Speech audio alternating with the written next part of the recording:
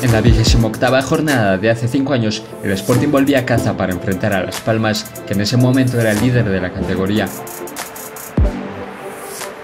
Los guajes querían quitar el mal sabor de la derrota que les dejó Pucela. Desde los primeros minutos querían ir a por los 3 puntos.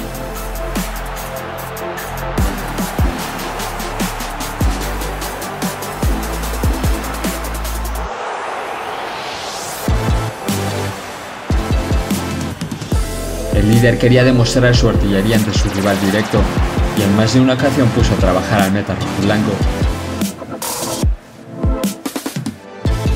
Alberto García y sus grandes reflejos se volvieron fundamentales para mantener a su equipo metido en el partido.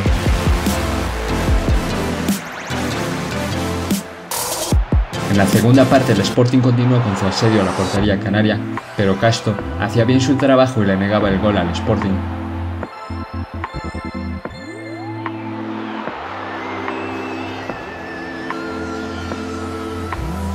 En el minuto 63, tras un centro de Juan Muñiz al área, David García empujaba a Bernardo y el colegiado señalaba pena máxima, tras casi un año que no le pitaban penalti favorable al Sporting. El mismo Muñiz cogía la responsabilidad y engañaba a la perfección a Casto para hacer estallar al Molinón.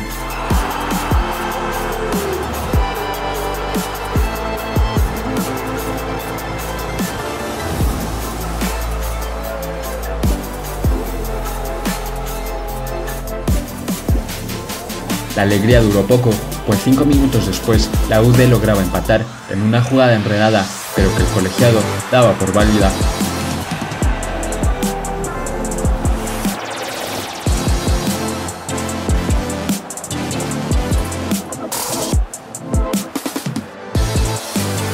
Los últimos minutos ambos equipos fueron a matar o morir, pero el electrónico no se movió más.